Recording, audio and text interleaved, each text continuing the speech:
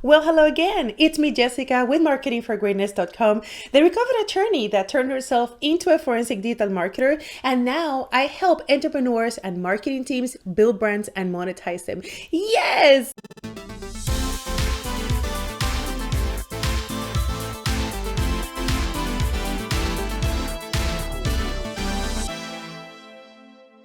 Like I told you, I took very serious the Hispanic Heritage Month.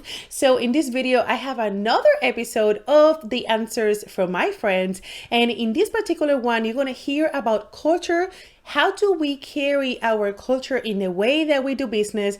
And there's a couple of random questions that you will laugh when you get to hear what they said. And some of us are going to be singing. So let's dive in.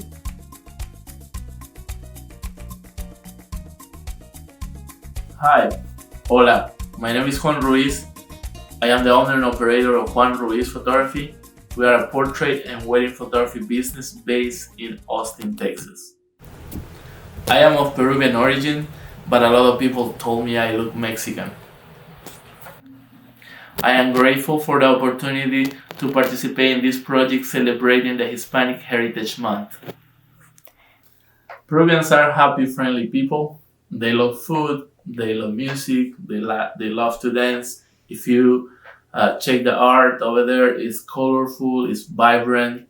That is something that we like to implement in our business. We like to receive our customers with a smile. We like to make that part of our process, showing friendliness to everybody who visit us.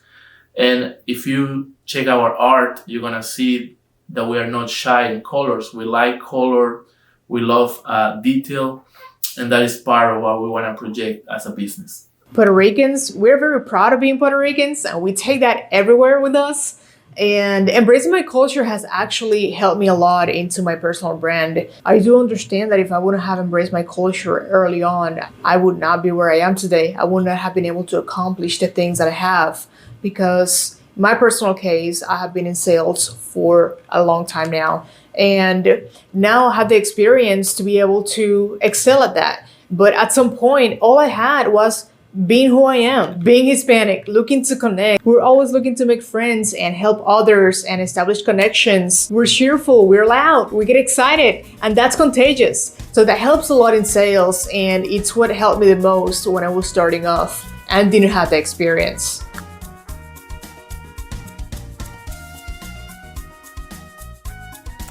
Yes, I am first generation, and my parents were born in Chihuahua, Mexico.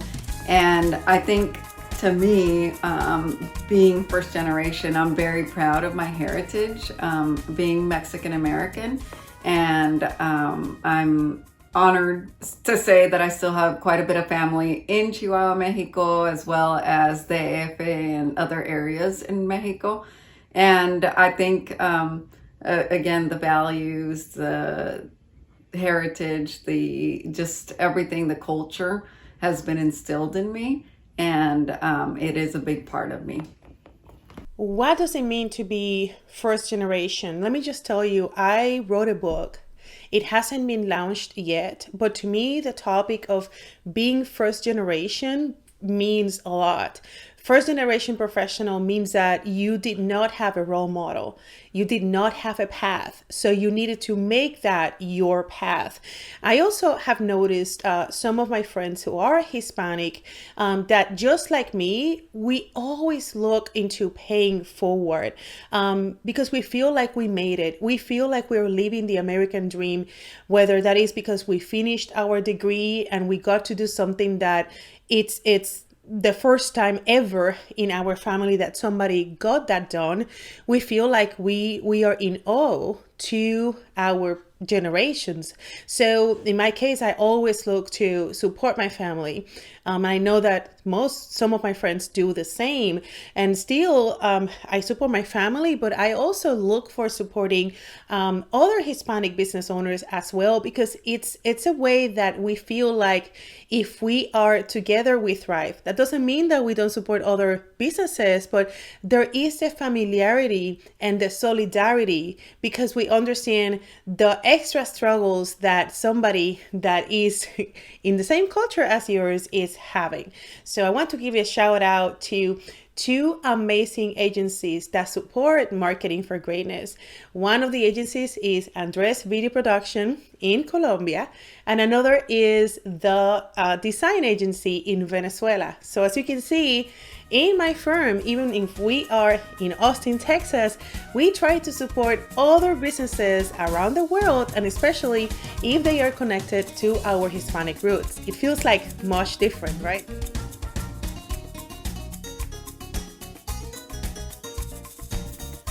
There is, among everything that they want to know about Peru, they asked me two questions about the food and about the traveling. They always want to visit a landmark over there, which is Machu Picchu, one of the wonders in the world. And about the food, they always talk, everybody who visit Peru or a Peruvian restaurant, they love ceviche. Ceviche is the one thing they always ask me about it. The question I get most about my culture is the Cuban food. And every time I'm filled with pride talking about the different dishes, because it makes me remember my mother's, in the kitchen cooking these great home cooked meals, memories of my abuela and my abuelita, and the dishes that they were so proud of themselves. Some of my favorites are puerco asado with mojo. The mojo melts my heart every time. Ropa vieja. And since I haven't eaten meat in 10 years, I've stuck to the black beans and rice, which is a staple with plátanos with a little bit of sugar on top. But the Cuban sandwiches I always think about. And recently my wife found some Cuban sandwich potato chips at Whole Foods, and it was amazing. The taste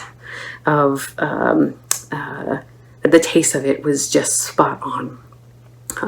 And my wife, she loves the chicken fricassee, but I pretty much stick to the black beans and rice. And every time my mother comes to visit us in Texas, we make her make a pot of black beans so we can freeze them. So we always have, it always holds us over until the next time she comes to visit. So definitely say the Cuban food.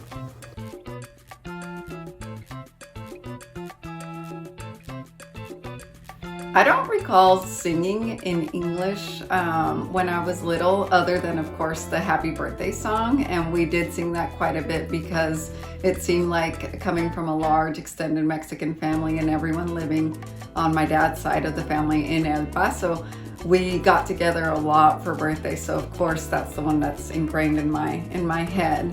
And then learning how to read, it was, from my recollection, my mom always read to me in Spanish, as well as bedtime stories. Everything was in Spanish. So when I started kindergarten, it was an English class, and I learned how to, read in English and do everything that way. But I did have I believe they were 45-minute Spanish classes back then, as in elementary school, starting there. So I immediately learned how to spell and read and write in Spanish, and I eventually became the Spanish spelling bee winner, the district winner 2 years in a row, which was a big deal, and my mom helped me with that, with the words for that as well.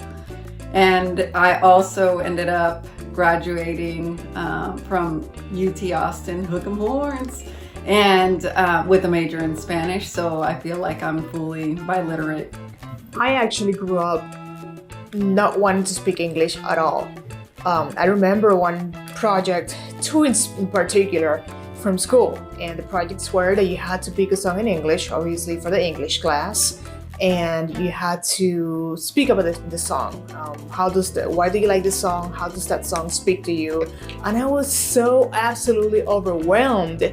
First, because how was I going to pick a song in English if I didn't even understand what it said, what it meant? Like, how would I even find a song I liked, right? So the first project, a friend of mine did it for me because there was no way I could find a song in English, know what it meant, and speak in English as to what it means to me or why I like it. I couldn't do it. I was going to fail the class because I could not do that. It is the only project in my whole entire life that a friend did for me. The one in senior year, what I did was I picked a song, I took it to a friend of mine that spoke English and had him translate the song to Spanish for me. And I took the song in Spanish, wrote my project in Spanish, and then I took it back to my friend so he could translate my project to English. And that's how I completed that one. But always afraid of speaking it. So I was asked if I could just share what I mean when I say like we sing songs in a different way. I'm sure that you have seen memes, like they'll make me be ridiculous here, but maybe one song I could sing for you is from Bon Jovi. So let me just sing for you. Shock to the heart, tensions shoes raised.